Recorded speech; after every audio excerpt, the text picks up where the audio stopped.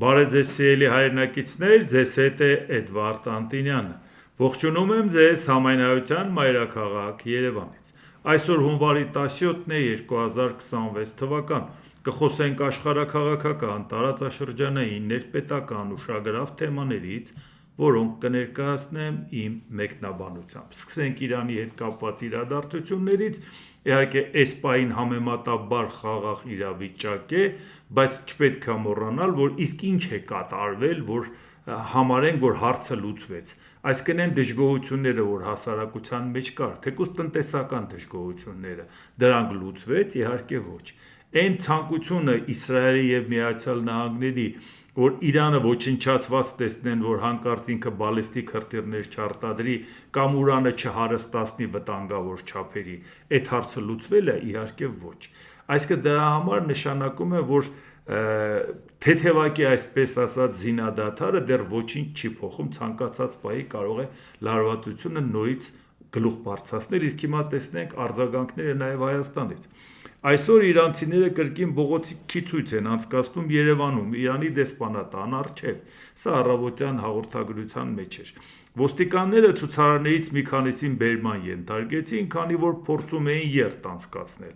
Ակցիայի մասնակիցները հավաստիացնում են, որ երթը խաղաղ է լինելու, քայլելու էլ մայթով, բերման ենթարկվածների թվում է ցույցի փաստացի լիդերը։ Ցուցարարները նստացույց սկսեցին, ոստիկանությունը նախազգուշացրեց, որ դադարեցնեն ակցիան դեսպանատան դիմաց, հակառակ դեպքում ուժ կկիրառեն եւ հատուկ միջոցներ։ Ներքին գործերի նախարարության մամուլի քարտուղարը ասել է. Իրանի Իսլամական Հանրապետության դեսպանատան դիմաց ընթացող հավաքի անվտանգությունը ներքին գործերի նախարարության ոստիկանությունը պատշաճ կերպով ապահովում է։ Երթն արտոնված չէ, այդ իսկ պատճառով արգելվել է երթի իրականացումը, ինչպես նաև հավաքի ընթացքում 7 անձ ենթարկվել են վարչական ձերբակալման։ Ինչ է փաստոցի սա նշանակում։ Նախ, Հայաստանի փոխնախարարը հանդիպեց Իրանի փոխնախարարի հետ մի քանի օր առաջ եւ հավատարմության երդում տվեց ամեն ինչ, այդ մասին խոսել ենք մի քանի անգամ, որ մենք փաստորեն Իրանի հետ ինչ ծրագրեր ունենք, դա անելու ենք, որ հատուկ նշելով, որ նախագահի հետ Մասուդ Փեզեշքյանի եւ վարչապետ Նիկոլ Փաշինյանի ռազմավարական գործընկերություն ծեր խոսքը գնում եւ այդ պարագայում բնական է այդ լարված իրավիճակում մարդիկ նայում էին, որ այս իշխանությունը, որը ճնշում է բողոքի ակցիաները, Հայաստանը նրա հետ է։ Բայց դրանից անմիջապես հետո Իրանի դեսպանը Հայաստանի վրա շատ վատ պահեց, դեսպանի մակարդակի դիվանագիտական լեքսիկոնից դուրս ուղղակի մեղադրանք հնչեցնելով Հայաստանի իշխանությունների հասցեին, թե դուք հատուկ նպատակային բաներ եք անում, մեր ժողովուրդը դա չի մոռանա, դուք ինչ եք անում, թույլ եք տալիս դեսպանատան դիմաց բողոք կազմակերպել։ Մի խոսքով շատ կոպիտ դրա մասին խոսել ենք, էլի բոլորը չկրկնեմ, եւ ինչ ստացվեց։ Այսինքն դրանից հետո դեսպանի հայտարարությունից հետո Հայաստանի ներքին գործերի նախարարությունը բացատրեց, որ մեր մոտ ցույցերի ազատություն է եւ ոնց պետք է մարդկանց արգելեն։ Նիկոլ Փաշինյանն ասեց, հեղափոխությունից հետո մենք երբեք ցույցեր չենք արգելել, մարդիկ ազատ իրանց խոսքը արտահայտել են, այսինքն պարզաբանեց դեսպանի համար, որ քո պրետենզիաները հիմնավոր չեն։ Բայց այդքանն ասել ես, այսօր այդ մարդկանցին չեք մեղադրում։ Եթե դուք դա ասել եք ու ասել եք, որ դա հիմնավոր չէ, բայց այսօր ինչ տեղի ունեցավ, որ այդ մարդկանց ձերբակալում եք։ Ինչ տեղի ունեցավ, որ ասում եք հատուկ միջոցներ կկիրառեք։ Այն դեպքում, երբ որ իրանք իրազեկել էին քաղաքապետարանին, քաղաքապետարանը իր կայքում տեղադրել էր, որ ինքը իրազեկված է, որ իրանք երթ են անցկացնելու։ Այսինքն իրանց գործողությունը այս վերջի օրը ոչնչով չի տարբերվել։ Ուղղակի Հայաստանի իշխանությունների քայլը կտրուկ տարբերվեց։ Մի օր առաջ ուրիշ բան էին ասում, մի օր հետո լրիվ ուրիշ բան են անում։ Հասկացանք, որ ենթադրենք հասկացան, որ Ամերիկան չի հարվածելու, բայց այս վայրիվերումները պատկերացնում եք ոնց է դիտարկվում։ Ու բացի դրանից, եթե Հայաստանի իշխանությունները ցույց տվեցին, որ Իրանից սարսափում են, որ նրանք կարող են գալ Հայաստանի դաշտում այդպես խոսեն մեր իշխանությունների հասցեին, Հայաստանի հասցեին, մենակ իշխանությունների չէ, Հայաստանի վերաբերմունքը չեն մոռանա Իրանի ժողովուրդը եւ այլ եւ այլ։ Այսինքն ինչ է ստացվում, այսինքն այն հավաստիացումները, որ թրիփը նաեւ անվտանգության երաշխիքներ է, եթե թրիփը անվտանգության երաշխիքներ է, այդեն չեք տենց սարսափած Իրանից։ Այն որ Իրանի հետ պետք է նորմալ հարաբերություններ ունենալ, դա միանշանակ է, դրա մասին միշտ խոսել ենք։ Պարզապես մենք պետք է ակտիվ չեզոքություն պահեինք, որի պարագայում ստիպված չլինենք թրջկոտալ այս կողմենկոմ։ Վայ Իրանի հետ լավ լինենք, հանկարծ խնդրեմ չլինի։ Հետո Ամերիկայի հետ լավ լինենք, հանկարծ խնդրեմ չլինի։ Հիմա նորից Իրանի հետ լավ լինենք, հանկարծ խնդրեմ։ Հենց ամբողջ խնդրեմը գալիս է թրջկոտելուց։ Որ երկու կողմն էլ անվստահություն են տածում քո նկատմամբ, որ ասում են, «Էս ինչ է անում»։ Հիմա այսօր ինչ ստացվեց։ Արդյունքում ստացվեց, որ այս վախվորած քայլից մարդիկ նաև հասկանում են, որ նաև թրիփն է վտանգված։ Տեղից էլ թրիփը որպես ծրագիր մի եսիմ ինչ չի, որ ասենք հաստատ գիտենք, որ դա իրականանալու է, հեսա ալնելու, իսկապես մեծ ներդրումներ են ելնելու եւ այլ եւ այլ։ Մենք գիտենք, որ դա ընդհանրապես Ադրբեջանն ասում է, որ դա իրանց պարտադրանքն է Հայաստանին Ամերիկայի միջոցով։ Եվ Հայաստանը պարտավոր է դրանք կատարել, որպեսզի Ադրբեջանի մայր տարածքը կապվի Նախճեվանի հետ։ Թուրքիան էլ կապվի թուրքական պետությունների հետ։ Այդ նորություն չի, որ մենք գիտենք։ Այսինքն նույնիսկ եթե դա իդեալական ձևով գործի, միևնույնն է դրա մեջ շատ խնդիրներ կա։ Ուր մնաց թե հիմա Իրանը, որ կանգնում է դեսպանը Հայաստանի տարածքում, ասում է, որ թրիփը մեզ համար խնդիր է, որտեղ Ամերիկային բերում եք, մտցնում եք սահման, դա խնդրեմ է, մենք դրա հետ կապված դժգոհություններ ունենք, հա մշտապես հետևում ենք, որ Հայաստանը մեր դեմ բան չի անի, բայց այնուամենայնիվ դժգոհ ենք այդ ամեն ինչից, որտեղ հիմա լարված հարաբերություններ են Միացյալ Նահանգների հետ, իսկ Իրանը, եթե Իրանի վախեցնելուց Հայաստանի իշխանությունները ասեն չվախենային, կարող էին մտածել, որ եթե Ամերիկան իրանց թիկունքին կանգնած է, մենք իրանք չի պետք է անհանգստանան, որ առավելևս որ գիտեն, որ Ամերիկան խրախուսում էր այդ շարժումը Իրանի տարածքում։ Դա միանգամից դու խոստովանում ես, որ Ամերիկայի աջակցությունը բավարար չէ, եւ դու վախենում ես Իրանից։ Դու պատկերացրեք, հիմա դա ինչ է նշանակում։ Դա ընդհանրապես նշանակում է քարոզչության համար, որ տեսեք այդ ճանապարհը ինչեր է անելու։ Իսկ եթե այդքան Իրանից վախեցած եք, նա կարող է նաև այնց բաներ անի, որի պարագայում դուք ուղղակի վախենաք նաև այդ ճանապարհը շահագործելուց։ Բայց դրա մասին ենք մտածում, որտեվ նե չպահեցիք ձեզ, որպեսի երկու կողմն էլ մտածեն, որ Հայաստանին չներքաշեն այդ ամեն ինչի մեջ։ Հայաստանը երբեք քայլ չի անի Իրանի դեմ, բայց եւ միևնույն ժամանակ քայլ չի անի նաև Ամերիկայի դեմ։ Վերջ, այդքան մի բան։ Բայց ակտիվ չեզոքությունը այս դա է։ Իսկ հիմա արդեն դուք տեսաք, որ բա դուք ինչ էիք երեք բացատրում։ Բայց նույն բանը դուք բացատրել եք երեք, այսօր դու նույն բանը անում եք։ Այսինքն դեսպանի ասածը ճիշտ էր։ Իսկ հիմա նայենք Ամերիկայի Միացյալ Նահանգների նախագահ Դոնալդ Թրամփը լրագրողների հետ զրույցում նշել է, որ ինքն է որոշում կայացրել չռմբակոծել Իրանը։ Ոչ ոք ինձ չի համոզել, ես ինքս ինձ եմ համոզել, ասել է ԱՄՆ նախագահը գովաբանելով Իրանի կառավարությանը։ Նրանք երեք պատրաստում էին կախաղան հանել ավելի քան 800 մարդու, եւ ես իսկապես հարգում եմ այն փաստը, որ նրանք չեղյալ հայտարարեցին դա, հավելել է Թրամփը։ Այն որ 800 մարդու կախաղան չէին բարձրացնելու, դա բացահայտված է, որ նրանք պաշտոնապես հերքել են, բայց հարցը դա չի։ Բայց Դոնալդ Թրամփը այդ ժողովրդին ասում էր պատրաստ եղեք, ոգևորվեք, էս արեք, այն արեք, փողոց դուս եկեք, բանը օգնությունը ճանապարհին է։ Եվ հետո հիմա օգնությունը ճանապարհին է։ Բայց այդ մարդիկ ոգևորվեցին, ոտքի կանգնեցին։ Եվ հետո հիմա ինչ եղավ։ Գովում ես իշխանությունները, որ 800 հոգի չեն գլխատել, կախաղան չեն բարձրացել։ Բա մնացածին, որ սպանել են հազարավորներին, բա հետո այդ մարդիկ հավատում էին Ամերիկային։ Բա հետ էինք բացատրում, ինչի կոշտ ձևով ցույց տվեցիք, որ դրսից ուզում եք միջամտեք ներքին process-ին, ոտի հանեք մարդկանց։ Ռեզա Փահլավին էլ ոգևորվեց, քայլ արեց, այդքան համբերատար սпасել էր իր աստեղային ժամին, թվաց թե արդեն այդ աստեղային ժամը եկել է, հայտարարություններ արեց, գնացեք շենքեր գրավեք, քաղաքներ գրավեք, ասում էին, որ դրսից տենց բան չի կարելի ասել, դու չես գտնվում Իրանում, որ տենց բան ասես եւ ժողովուրդն էլ քեզ աջակցի, դու չես առաջնորդում շարժում, դու դրսից բան ես ասում, որի պարագայում մարդկանց դնում են գնդակահարում են, դու չես կարող Ամերիկան ռմբակոծի Իրանը եւ դու գաս դառնաս Իրանի ղեկավար, հասարակությունը դա չի ընդունելու։ Խնդիրներ էր, որոնք որ այդ նրբությունները հաշվի չառան, փաստացի այսօր մենք ունենք այս վիճակը, որ Դոնալդ Տրամպը ասում է, որ ու այնպես չի, որ մենք ասենք Տրամպը կարող է նաև մտածի հարմար առիթ գտնի հարվածի, ուղղակի ինքը չի տեսնում, որ այդ հարվածների արդյունքում իշխանությունը կտապալվի, իսկ եթե չտապալվի, պատասխան հարվածը կստանա Իսրայելը։ Իսկ իր համար դա կատաստրոֆա է, որ Իսրայելը նենց մահացու հարվածներ ստանա։ Սա է պատճառը, որ փաստը իդեպ պարբերաբար առիթ եղել է, ես հիշացրել եմ նաև, որ սենց հարցերում նաև ոգևորվելու վտանգը որն է։ 91 թվականին, երբ որ արդեն որոշում կայացվեց, որ քանի որ Իրաքը մտել էր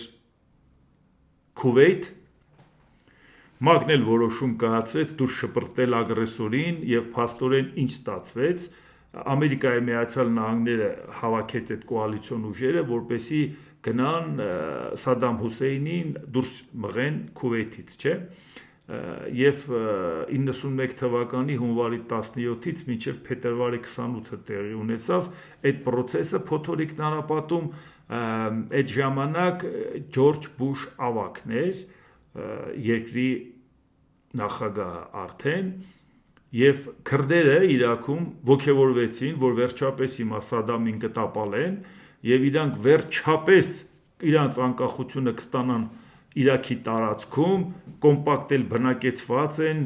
գիտեն իրանց ինչքան են ճնշել Սադամ Հուսեյնի իշխանության օրոք, առիթը օգտագործեցին, ոգևորվեցին, ոտքի կանգնեցին եւ մեկ էլ Դոնալդ Տրամպը ներողություն, Ջորջ Բուշ ավագը հետ քաշվեց։ Զարմացած ասին, բան չի չենք տապալում Սադամ Հուսեյնին։ Ինքը ուղղակի բացատրեց, որ Սադամ Հուսեյնը մի հատ էքսցենտրիկ անձնավորություն է։ Կարող է իր քաշը համարժեք չի Թուրքիայի քաշին Իրաքի, բայց ամեն դեպքում ինքը որպես էքսցենտրիկ անձնավորություն Փոքր Ասիայում Մերձավոր Արևելքում կարող է հակակշիռ լինել Թուրքիային։ Թուրքիան այնուամենայնիվ զգուշավոր լինի Իրաքի հետ կապված։ Դրա համար մեզ շահերից չի բխում Սադամ Հուսեյնին տապալել։ Եվ այդ ժամանակ ինչ եղավ քրդերի վիճակը, Սադամ Հուսեյնի զարմիկը քիմիական ալին դրեց այդ մարդկանց ոչնչացրեց ուղղակի, այն ամբողջ ակտիվին։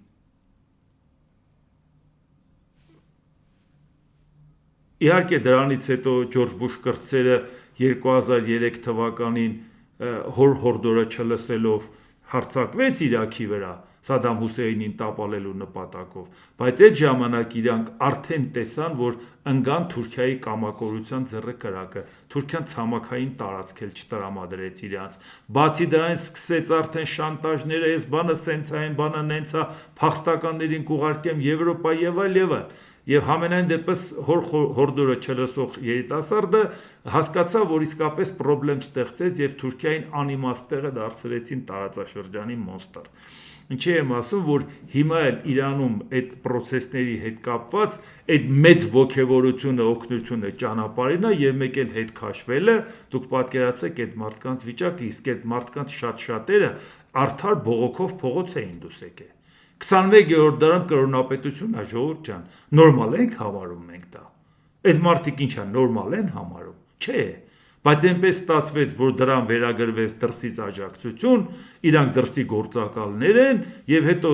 դուրսը հետ քաշեց իր օգնությունը, այդ մարդկանց թողեցին հարվածի տակ։ Իսկ այս պարագայում մեր հարավը այնուամենայնիվ մեզ համար խնդիր է այդ լարվածությունը, որ ցանկացած պահի դա կարա գլուխ բարձրացնի, որտեղ այդ տնտեսական լարվածությունից առաջացավ, չէ, դրսի աջակցության հարցը։ Այդ ցանկացած պահի այդ հարցը նորից կարող առաջանա։ Դրա համար ես ուզում եմ ասեմ, որ Իրանի հետ կապված խնդիրները մեզ համար այո լուրջ խնդիր է, առավելևս որ մեր իշխանությունները մի երկու օրվա ընթացքում այս կողմ թրջկոտալով արդյունքում երկու կողմն էլ իրանց համարեց անվստահելի գործընկեր։ Իրանի գերագույն առաջնորդ Այաթոլլահ Ալի Խամենեին ասել է. «Ես դա ասում եմ վճռականորեն եւ հստակ, դա ամերիկյան ապստամբություն էր, ամերիկացիները ծրագրել են դա, աշխատել են դրա վրա, ԱՄՆ նախագահը մեղավոր է Իրանի ժողովրդին պատճառած կորուստների, վնասների եւ մեղադրանքների համար։ Ամերիկայի նպատակը Իրանին կուլ տալն է, դա չի վերաբերում ԱՄՆ ներկայիս նախագահին, սա ամերիկյան քաղաքականություն է։ Մենք երկիրը պատերազմի չենք տանի, բայց չենք հանդուրժի դրա ներսում հանցագործներին։ Ձերբակալվել են բողոքի ցույցերի եւ հանցավոր դիվերսիաների մեծ թվով առաջնորդներ եւ իրականացնողներ», ասել է Խամենեին, նշելով, որ իշխանությունները կոտրել են ցուցարարների ողնաշարը, Իրանի ժողովուրդը կոտրել է սադրանքների մեջքը եւ իր միասնությամբ հայտնել է վերջին խոսքը։ Այսինքն այնպես հիմա ներկայացնում է, կարծես ժողովուրդը դժգոհություն չունի այս իշխանություններից։ Կարծես այդ բողոքի այդ ցասումը հենց այնպես դրսից սարքած բան էր, բայց դրսից սարքած հաստատ չէր։ Դուրսը պարզապես փորձեց օգտվի, բավական կոպիտ ձևով փորձեց օգտվի, որը հակառակ ազդեցություն ունեցավ։ Եվ հետո հասկացան, որ հարվածով խնդիրը չեն լուծելու։ Չնայած այնպես չի, որ այդ մտադրությունը մտքից անել է Դոնալդ Տրամպը, որովհետև որոշակի նախապատրաստական քայլեր արել էր հարձակում անելու, կարող է ինչ-որ մի պահի մտածի այնուամենայնիվ զգոնությունը բթացրեց, բերեք հարվածը հասցնենք, բայց մեկը լավ հասկանում են, որ դա իրենց հաջողություն այս պահին չի բերելու։ Իսկ արդյունքում ինչ ստացվեց։ Իրանի հետ կապված շատ կոշտ ձևով հայտարարություններ անելուց հետո զուգահեռաբար Գրենլանդիայի հետ կապված հարցերը ասում էինք, որ Վենեսուելան արել էս լավ է, մի հատ դա Մարսի հերիքը ասեց, հիմա էլ Մեքսիկա ենք մտնելու, Կուբան ենք վերցնելու, բանը Կոլումբիան ենք վերցնելու, Գրենլանդիան եւ այլ, այդ ծանրազողը ոտի տես գցելու։ Հիմա նույն հաջողությամբ մարդիկ նայում են, այդ Իրանի հետ կապված հետ քաշվեցիր, բայց Գրենլանդիան մտքիցդ չես անել։ Բայց դա ո՞նց է մարդկանց մեջ ընկալվելու։ Գրենլանդիայի մասին եք խոսենք, իհարկե մի հատ Վենեսուելայի մասին երկու բառ ասենք։ Վենեսուելայի ընդդիմության առաջնորդ Մարիա Կորինա Մաչադոն հայտարարել է. «Կա առաքելություն եւ մենք պատրաստվում ենք Վենեսուելան վերածել հենց այդ պարարտ հողի, եւ ես հավատում եմ, որ երբ ճիշտ ժամանակը գա, ես կընտրվեմ Վենեսուելայի նախագահ, առաջին կին նախագահը»։ Ասեմ, որ ինքը ակնհայտորեն իրավիճակին չի տիրապետում, որովհետև երբ որ ինքը գնաց իր հավատարմության երդումը տվեց Դոնալդ Տրամպին, երբ որ ինքը կարծելով, որ հիմա Դոնալդ Տրամպը իշխանությունը կփոխի եւ ինքը շանս ունի դառնալու երկրի նախագահ,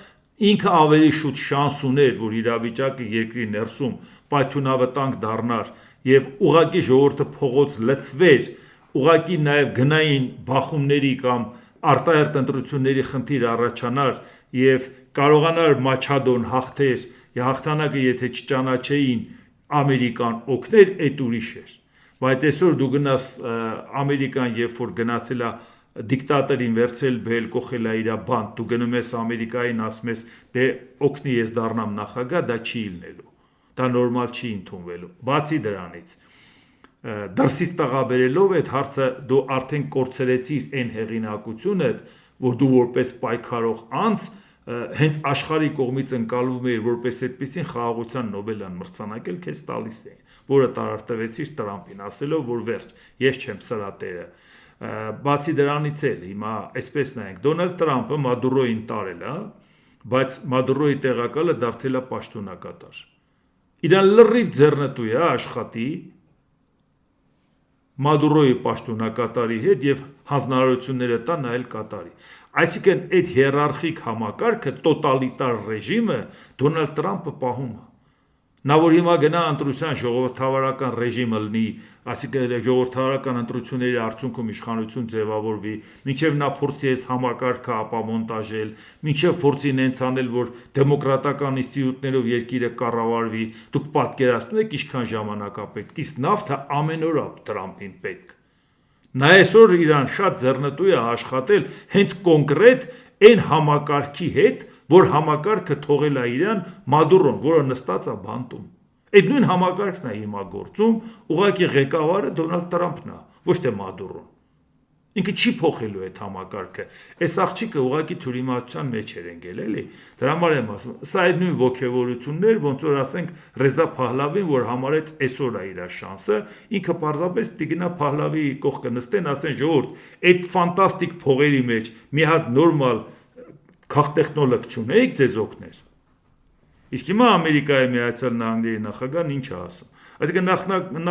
նախքան Վենեսուելայի ընդդիմության առաջնորդ Մարիա Կորինա Մաչադոյի Սպիտակ տուն կատարած այցը նախագահ Դոնալդ Թրամփը կարծես թե այդքան էլ լավ կարծիք չի ունեցել նրա քաղաքական հեղինակության մասին։ Նա ասել է, թե Մաչադոն չունի բավարար հարգանք, որն անհրաժեշտ է Վենեսուելան կառավարելու համար։ Այդքան հարգանքը չի, որովհետև հիմա ինքը համարում է, որ այդ ռեժիմը պետք Վենեսուելան պահելու, այդքան ժամանակ եղել է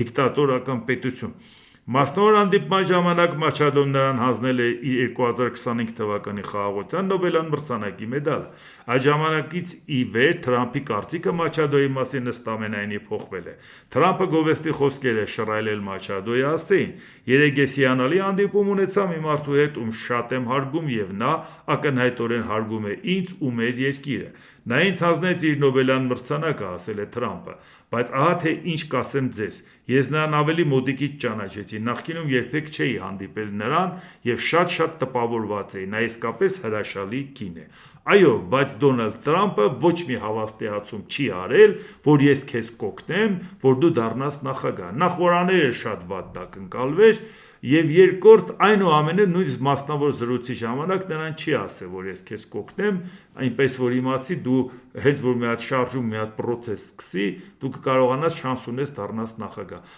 Ակնհայտորեն այդ process-ը չի բխում Դոնալդ Թրամփի շահերից, որովհետեւ հիմա կոնկրետ նավթ, կոնկրետ արդյունահանում եւ կոնկրետ այդ նավթի վաճառք։ Իրան պետք չի մտնի այդ երկրի խառը գործերի մեջ։ Այս է ուղղակի որոշ թյուրիմացությունների առաջ որ կանգնում են ակտիվ մարդիկ, հետո խնդիր են ունենում։ Իսկ հիմա նայենք Գրենլանդիայի հետ կապված խնդիրը շարունակվում է, իսկ Գրենլանդիայի հետ կապվածը դա որակական խնդիր է, դա զուտ մի հատ կղզու հարց չէ, որտեղ դա նշանակում է, եթե Դոնալդ Թրամփը համարում է, որ կարող է ՆԱՏՕ-ի անդամ երկրից տարածք վերցնել, պատկերացնում եք աշխարհում դա ինչ է նշանակում։ Բա ինչ ենք մենք քննարկում Ամերիկայի դերի մասին, ինչ ժողովրդավարության բաստիոն, ինչ աշխարհի ամենաժողովրդավարական երկիր։ Եթե ինքը ասում է ուժի դիրքերից ես կարամ վերցնեմ իմ բարեկամ պետությունից տարածք, ՆԱՏՕ-ի անդամ պետությունից անդամ, ՆԱՏՕ-ի հիմնադիր անդամ պետությունից։ Սպիտակ տան ղեկավարի տեղակալ Սթիվեն Միլլերը հայտարարել է. դա այնյան փոքրիկ երկիր է, փոքրիկ տնտեսությամբ եւ փոքրիկ բանակով։ Նրանք չեն կարող պաշտպանել Գրենլանդիան, նրանք չեն կարող վերահսկել Գրենլանդիայի տարածքը։ Միլլերը նշել է, որ Գրենլանդիան ԱՄՆ-ին անհրաժեշտ է ազգային անվտանգության ապահովման համար։ Այսինքն շարունակում է նույն թեման, բայց եթե դա այնյան փոքր երկիր է, բա ինչի համար եք ՆԱՏՕ-ն ստեղծել։ Բա ՆԱՏՕ-ն ստեղծել եք Եվրոպայի անվտանգության համար։ 49 թվականի ապրիլի 4-ին, որ Վաշինգտոնում 12 պետությունով ՆԱՏՕ եք հիմնադրում, նպատակը ո՞րն էր։ Եվրոպայի անվտանգությունը։ Քանի անգամ այդ մասին խոսել ենք։ ՆԱՏՕ-ի նպատակը Եվրոպայի անվտանգությունն էր։ Խորհրդային միության դեմն առնելու։ Որտեւ իրանք արդեն գիտեին, գաղտնիքը արդեն Ամերիկան գիտեր, որ միջուկային ռումբը արդեն հայտնվել է խորհրդային միության մոտ եւ իրանք արդեն պատրաստ են փորձարկումների։ Եթե 45 թվականի օգոստոսի 6-ին եւ 9-ին իրանք փորձարկեցին միջուկային ռումբը եւ դրանով փորձում էին շանտաժ անել խորհրդային միությանը, ապա դրանք շատ լավ հասկանում էին, որ հաջորդը եթե խորհրդային միություն ունենա միջուկային ռումբ, պատասխանն է տալու։ Իսկ իրանք ապրիլին արդեն երբ որ ստեղծում էին ՆԱՏՕ-ն, արդեն գիտեին, որ նա փորձարկելուն պատրաստ է, որովհետև ընդամենը 49 թվականի օգոստոսի 29-ին իրանք փորձարկեցին ռումբը։ Բայց ստեղծել եք, որ դեմն առնեիք։ Հիմա դու կանգնում ես, ասում ես, դու փոքր պետություն ես, ես քեզանից տարածք եմ վերցնում։ Փոքր պետություն է, բայց ՆԱՏՕ-ի անդամ։ Դու պետք է նրա անվտանգությունը երաշխավորես։ Գերմանացի քաղաքական գործիչ Յուրգեն Հարտը, որը Գերմանիայի խորհրդարանի անդամ է եւ կանցլեր Ֆրիդրիխ Մերցի զինակիցը, հայտարարել է Գերմանիայի կողմից 2026 թվականի ֆուտբոլի աշխարհի առաջնությունը բոյկոտելու հնարավորության մասին ԱՄՆ-ի վրա ճնշում գործադրելու համար։ Մրցաշարի Չեղարկումը կարող է դիտարկվել միայն որպես վերջին միջոց ԱՄՆ նախագահ Դոնալդ Տրամփի Գրենլանդիայի հարցում ուշքի բերելու համար։ Մրցաշարը Տրամփի համար մեծ նշանակություն ունի։ Ինչու մեծ նշանակություն ունի, որտեղ Դոնալդ Տրամփը հույս ունի ֆուտբոլը աշխարհի ամենապոպուլյար խաղը լինելով, Ամերիկայի Միացյալ Նահանգներում այդքան պոպուլյար չի։ Ամերիկայի Միացյալ Նահանգներում ամերիկյան ֆուտբոլն են այդքան կարևորում, բայց հիմա ինքը հասկանում որ դա սխալ է, պետք է ամեն ինչ անել, որ Միացյալ Նահանգների համար նույնպես այդ խաղը դառնա թիվ 1-ը, ոնց որ աշխարհում է այդպիսին։ Եվ հազիվ առիթը ստեղծվել է մրցումները աշխարհի չեմպիոնատը անցնելու է Միացյալ Նահանգներում, Կանադայում եւ Մեքսիկայում 3 տեղը միասին, բայց 16 քաղաքում ասենք անցնելու է, որից 11-ը Միացյալ Նահանգներում, 3-ը Մեքսիկայում, 2-ը Կանադայում։ Պատկերացրեք, թե դա ինչպիսի տպավորություն ու վերաբերմունք է, թե ինչպես պետք է պրոպագանդել ֆուտբոլը Ամերիկայի Միացյալ Նահանգների համար եւ նրա դերակատարության։ Տրամփը ցանկանում է, որ այդ ամբողջ դափնիները գա Իրան, Գերմանիան ասում է, դե որ տենց է, մենք ուղղակի կբոյկոտենք, չենք մասնակցի։ Եթե դու Եվրոպայի վրա աչք ես դրել, մեր հողի վրա աչք ես դրել, բա մեզանից ինչ ես ուզում։ ՆԱՏՕ-ի գլխավոր քարտուղար Մարկ Ռյուտեն հունվարի 19-ին, այսինքն 2 օրից, Բրյուսելում դաշինքի կենտրոնականում կհանդիպի Դանիայի պաշտպանության եւ Գրենլանդիայի արտաքին գործերի նախարարների հետ։ Ավերևաղ Ռյուտեն հայտարարել էր Գրենլանդիայի անվտանգության ամրապնդման վերաբերյալ ՆԱՏՕ-ի խորհրդակցությունների շարքի մասին։ Իսկ Դոնալդ Տրամփը ինչ է ասել, ԱՄՆ նախագահ Դոնալդ Տրամփը հայտարարել է, ես կարող եմ մաքսատուրքեր սահմանել այն երկրների նկատմամբ, որոնք համաձայն չեն մեզ հետ Գրենլանդիայի հարցում։ Մեզ դա անհրաժեշտ է ազգային անվտանգության համար։ Իսկ արդեն Դանիայում ձեռքերը թեռու Գրենլանդիայից այս կարգախոսով Դանիայում բողոքի ցույցեր են ընթանում կղզու վերաբերյալ Տրամփի ծրագրերի դեմ։ Ցուցարարները հավաքվել են Կոպենհագենի քաղաքապետարանի դիմաց եւ պատրաստվում են երթով շարժվել դեպի ԱՄՆ դեսպանատուն, պահանջելով հարգանք ժողովրդավարության եւ գրենլանդացիների ինքնորոշման իրավունքի նկատմամբ։ Բողոքի ցույցերը տեղի են ունենում ամերիկյան պատվիրակության այցի ֆոնին կղզու հնարավոր վերահսկողության հարցը քննարկելու համար։ Իդեպ պետք է ուշադրություն դարձնենք մի հանգամանքի, երբ որ Դոնալդ Տրամփը ասում է, ես ուժեղ մարդկանց հարգում եմ, դա այդպես չի։ Ինքը դիկտատորներին հարգում։ Ինքը հարգում է Պուտինին, հարգում է Լուկաշենկոին, Էրդողանին, Ալիևին, Կիմ Չն Ընին։ Ինքը նույնիսկ նախանձում է Գրենլանդիայի վարչապետին, որը կանգնում ասում է, ես ունեմ հնարավորություն որոշում կայացնելու, ես ընտրում եմ Դանիան ոչ թե ամ։ Նա ատում է այդ կարգի մարդուն, որտեղ նա ուժեղ մարդ է, ինքը ուժեղ մարդու չի սիրում, ինքը ատում է այդ կարգի մարդկանց։ Ու նույնիսկ նախանձում է լինելով աշխարհի ամենահզոր պետության ղեկավարը։ Իդեպ շատ դեպքերում, երբ որ մենք խոսում ենք մարդիկ ասում են, բա եթե Ամերիկայի Միացյալ Նահանգների նախագահն էլ է ցանկանում տարածք վերցնի, բան չէ Պուտինին մեղադրում, ասում ագրեսոր, դիկտատոր, չգիտես, օկուպանտ, բա տարբերությունը ո՞րն է։ Տարբերությունը շատ մեծ է։ Որտեղ եթե նույնիսկ Վլադիմիր Պուտինը եւ Դոնալդ Տրամփը նույն քայլերը կատարեն, Ռուսաստանը եւ Ամերիկան տրամագծորեն տարբերվող պետություն են։ Իսկ երբ որ ես 2004 թվականից ասել եմ Ամերիկայի Միացյալ Նահանգների հետ պետք է ունենանք ռազմաքաղաքական տնտեսական երկարաժամկետ փոխշահավետ համագործակցություն, այդ ժամանակ Տրամփը չէր։ Մենք չենք խոսում որևէ ադմինիստրացիայի մասին, այլ պետության մասին, Ամերիկայի Միացյալ Նահանգների։ Իսկ տարբերությունը իրոք չեք զգում, եթե նույնիսկ Տրամփը եւ Պուտինը նույն քայլը կատարեն։ Տրամփի երկրում 75%-ը դեմ է Տրամփի քայլին։ Այն դեպքում ժողովրդի հարցումները վայրեք էի ասում, այն դեպքում, երբ որ ինքը չի զոհվելու Գրենլանդիայում, գնալու են ու վերցնելու են, որովհետև Եվրոպան չի կռվելու Ամերիկայի դեմ Գրենլանդիայի համար։ Բայց ժողովրդի 75%-ը համարում է, որ ճիշտ չի գնալ օկուպացնել ուրիշի տարածքը, իսկ Ռուսաստանը միլիոնից ավել մարդ կոտորող Պուտինին որևէ մեկը քննադատում է։ Բա տարբերությունը չեք տեսնում Ամերիկայի եւ Ռուսաստանի։ Տարբերությունը չեք տեսնում, որ Ռուսաստանի գործընկերները բոլորը սատարում են Ռուսաստանին, ոնց որ Լուկաշենկոյի նման։ Բայց Մեծ Բրիտանիան, որ անգամ Եվրամիության անդամ չի, որ ուրեմն միևնույնն է ըստ էության, թե Գրենլանդիան կլինի Դանիայինը, թե կլինի Միացյալ Նահանգների, իսկ ինքը Միացյալ Նահանգների համար բարեկամ պետություն է։ Բայց ինքը Գրենլանդիան էլ համարյա հավասար հեռավորություն ունի Դանիայից ու Ամերիկայից։ Բան չի Մեծ Բրիտանիան ատամներով պահում Գրենլանդիայի շահերը։ Բայց սա էլ գործընկերն է, ամենասերտ գործընկերը, Եվրոպայի ամենասերտ գործընկերը Միացյալ Նահանգների։ Լուկաշենկոից ավելի մոտ գործընկեր Ամերիկայի համար, բայց ասում է ոչ, դու սխալ ես։ Բայց դա է տարբերությունը Ամերիկայի ու Ռուսաստանի։ Տարբերությունը դա է, որ Դոնալդ Տրամպը այսօր եկուց կգնա տուն։ Իսկ Պուտինը մինչև մեռնելը կմնա, եթե իրան չսպանեն ինքը կմնա։ Տարբերությունը դա է։ Որ Ամերիկայի Միացյալ Նահանգների սերուցքը շատ մարդիկ հայտարարում են, որ դժգոհ են Դոնալդ Տրամպի քայլերից։ Լավ բարեկեցիկ ապրող մարդիկ, որ թվում է թե նա դա չհետաքրքրել էր, վայելում էին կյանքը, Ամերիկայի հնարավորություններից են օգտվում։ Տարբերությունը նա է, որ Ռուսաստանի մեր հայրենակիցներն ասում են, եթե դուք քննադատում եք Պուտինին, մենք խնդիր կունենանք։ Ասում ենք, բայց դու կտեի քաղաքացի չեք, ասում հա։ Բայց դու տեի քաղաքացի ես, իրավունքներով, պարտականություններով, այդտեղի հարկատու ես։ Ես որ ստեղ խոսամ, քեզ ինչի՞ պիտի նեղեն։ Այդ ինչ երկրում ես ապրում։ Լավ դու հարմարվել ես ապրում ես, այդտեղ ես ապրում, այդտեղ ես փող աշխատում, երեխեքդ դե սովորում են, չես կարա տեղդ փոխես, բայց մենք որպես պետություն կարանք չէ ընտրություն կատարենք։ Բա մենք ինչի ընտրենք մի երկիրը,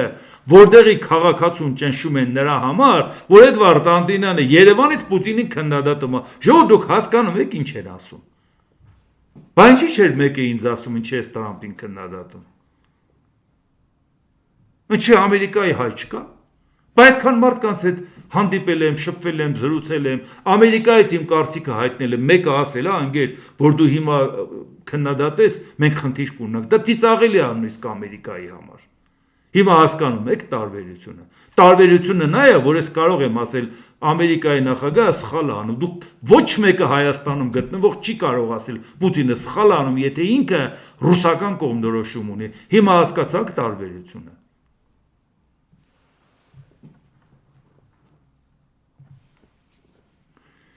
Ուկրաինայի արտգործնախարար Անդրեյ Սիբիգան հայտնել է. Գերմանիան 60 միլիոն եվրո է հատկացրել Ուկրաինային ձմեռային եւ էներգետիկ աջակցություն ցուցաբերելու համար։ Այս օգնությունը կօգնի տաքացնել եւ պաշտպանել մեր մարդկանց ամրապնդելով ջերուսման եւ ջերմամատակարարման համակարգերը, հատուկ ուշադրություն դարձնելով առաջնագծի շրջաններին։ Մենք բարձր ենք գնահատում Գերմանիայի անփոփոխ համերաշխությունը։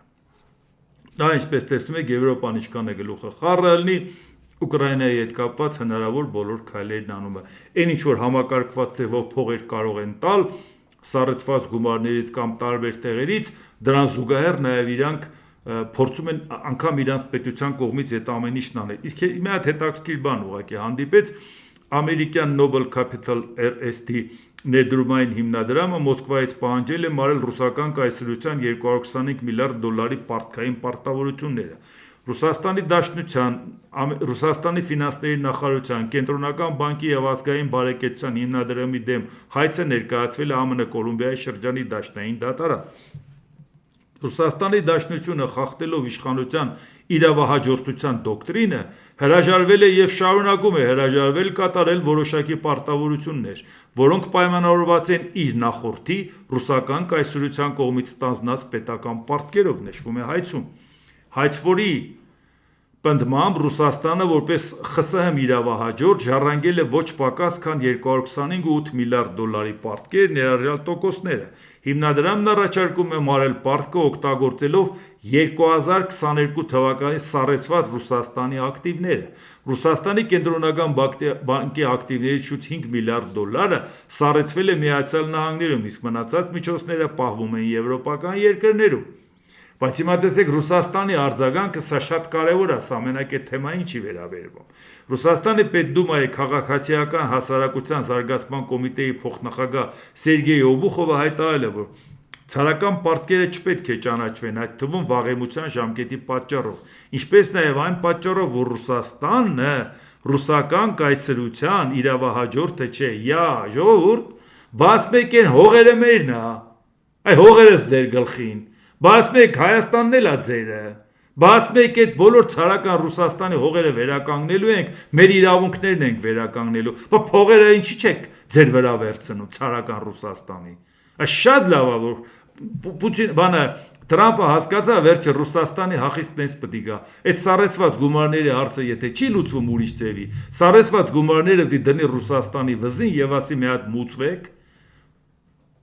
Այս հարցի մասին է խոսքը։ Հիմա թող Ռուսաստանը չկմեղանա, ասի ժողովուրդ մեզանից ինչ եք ուզում։ Հա, վաղեմության ժամկետ կա, հա, ցարական Ռուսաստանի հետ կապված, բայց այն չէ ցան ժամկետ Հայաստանը համարում քու տարածքը։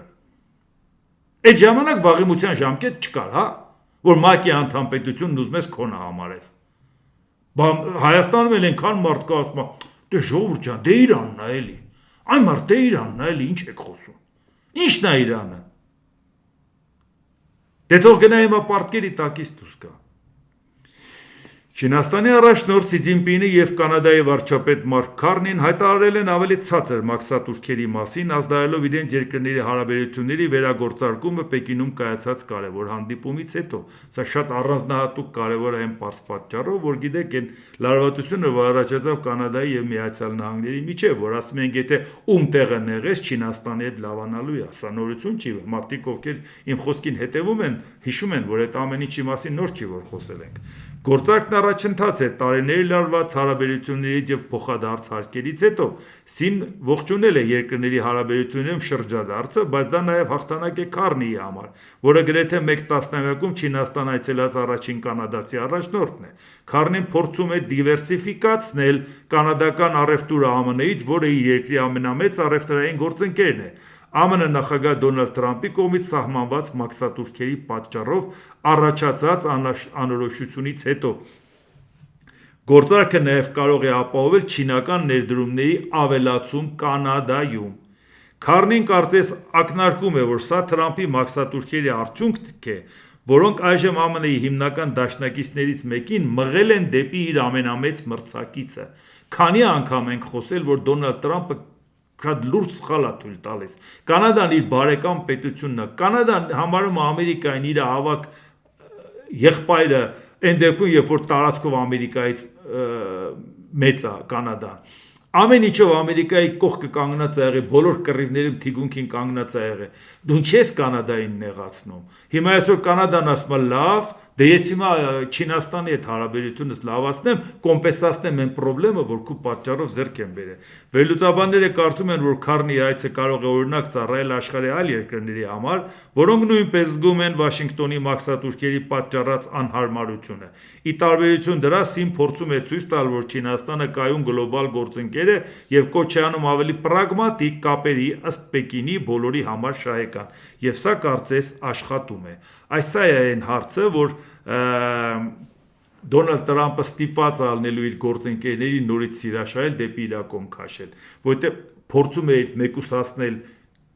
Չինաստանին, բայց արդյունքում ստացվեց, որ այդ բոլորը աշխատում են Չինաստանի հետ։ Իդեպ երեք ինֆորմացիա կար, Կարիբյան ծովում ԱՄՆ զինված ուժերն արգրավել են պատժամիջոցների տակ գտնվող եւս մեկ նավթային լցանավ, որը ըստ Տրամպի վարչակազմի կապեր ունի Վենեսուելայի հետ, հարավամերիկյան երկրի նավթի նկատմամբ վերահսկողությունը ստանձնելու ԱՄՆ ավելի լայն ջանքերի շրջանակներում։ Էտերեգ էին ասում, որ կապ ունի Վենեսուելայի հետ, բայց էլի Վենեսուելայի հետ կապ ունի, բայց հետո նաեւ պարզեցին, որ դա ռուսական ստվերային նավատորմի տանկերեր լցանավեր, որ արդյունքում հիմա Դոնալդ Տրամպը ինչքան էլ հարաբերությունները ցանկանա լավացնի կամ վատացնի Պուտինի հետ, մի բան իր համար շատ կարևոր է, որ նավթի հետ կապված ինքը պետք է սանկցիաներ կիրառել Ռուսաստանին, նավթի հետ կապված ամեն ինչ պետք է անի, որ Վենեսուելայի այդքան էլ ոչ որակով նավթը կարողանա արդյունահանի, մանավանդ ինքը տեխնոլոգիական լուրջ խնդիրներ ունի Վենեսուելան, թեպկուզ ամենամեծ պաշարն ունենալով շատ լուրջ պետք է աշխատես, ներդրումներ անես, որ նա կարողանա շատ մրցունակ ապրանք տա, բայց դրա համար նաև պետք է ճանապարհը բացես դրա առաջ, այսինքն Ռուսաստանի շարքից անես։ Այսինքն Տրամպը ինչքան ուզում է Պուտինի հետ փորձի հարաբերությունը լավացնել կամ վատ, իր հիմնական գործիքը նավթի հետ կապված իր ձեռքից բաց չի թողելու, այս լարվածության արդյունքում մտածի, որ նավթը հազիվ իմ ձեռը գցի։ Այն ինչպես հայտնի արտահայտություն կար, պատերազմը պատերազմով, բայց ճաշը ըստ ժամանակացույցի։ Հիմա ինչքան էլ Պուտինի հետ խաղեր տա բարեկամանական պատերազմի, նավթը պետք է նրա ձեռից վերցնի։ Այդ ուղղակի նաև պարզ լինի իրականում ինչա տեղի ունենում։ Եվ դա նաև շատ-շատերի համար է դաս, որովհետև ուղղակի տանկերները արգրավում է, դուք պատկերացնեք ինչ է նշանակում։ Շատ-շատերը ուղղակի վախենում են ծով դուրս գան, ասում են ժողովուրդ, կրակը մեզին չեք գցում։ Դուս են գալի բռնվում ենք, ինչա ձեր ասածը, ինչա ձեր արածը։ Այսինքն դա նշանակում է մեկին բռնեցիր 100-ն է վախենում, ոչ թե մենակ այդ մեկը։ Պաղեստինի նախագահ Մահմուդ Աբասը երկօրյա այցով կմեկնի Մոսկվա հունվարի 21-ից 22-ը։ Աբասը նախատեսում է հանդիպել Ռուսաստանի նախագահ Վլադիմիր Պուտինի հետ։ Իհարկե, այս ընթացքում, երբ որ Թրամփը ցանկանում է Գազայի հետ կապված կարգավորումներով զբաղվել, մեկ էլ Մահմուդ Աբասը գնում է հարցերը ցանկանում է կարգավորել Ռուսաստանի հետ։ Ամեն դեպքում Թրամփը լուրջ մտածելու բան ունի, թե ինչի է թևեր տալի Պուտինին։ Բացի նավթը էլի հարցեր կա, որ նրան պետք է ճնշի։ Այս մի քանի քայլերով տեսակ, որ ճնշման մեխանիզմներ է օգտագործում, բայց դա բավարար չի։ Ագրեսորը պետք է պատժվի։ Դու հետ քաշվի Գրենլանդիայից, որպեսզի կարողանաս ագրեսորին պատժես։ Դրա մասին էլ խոսենք Գազայի հետ կապված, մի բան էլ ուղղակի ասեմ, այնպես չի, որ այս լարված հարաբերություններում մեր քաղաքական ծուղրուղուն առավոտ ինչ էր բանալ է, դե մեզ քնիծով է արթնացնում։ Facebook-յան իր էջում վարչապետ Նիկոլ Փաշինյանը գրել է եւ կից տեսանյութ հրապարակել, բարի լույս, լավ օր եւ սիրում եմ բոլորիդ։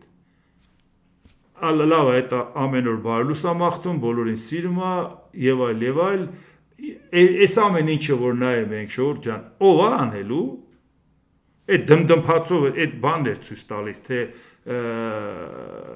թմբուկ է զարկում, հիմա մի հատ էլ մուսկամանդ է հավաքելու, որպեսզի մի հատ համերգ տան, մարդիկ գնան այնտեղ թռչկոտան, որովհետև ուրիշ ձևով մարդկանց զբաղացնել չի լինում։ Մի բան էլ ուղղակի ասեմ, շատ դեպքերում ասում են լավ են անում այս իշխանությունները, որ այդքան պարգևավճար են ստանում, լավ են անում, այն նախկինների հախից պետք է գան, այդ նախկինները թալանել էին երկիրը, ժողովուրդ, նախկինները հախից չեն գալի, նախկինները պարլամենտում նստած նույն պարգևավճարը ստանում են։ Նախկիները ամեն ինչից օգտվում են։ Նախկիներն այսօր ով են եղել։ Նախկիները այսօր տեսեք ինչ համակարգ են պահում։ Իրանց հիմնարկները պահում են,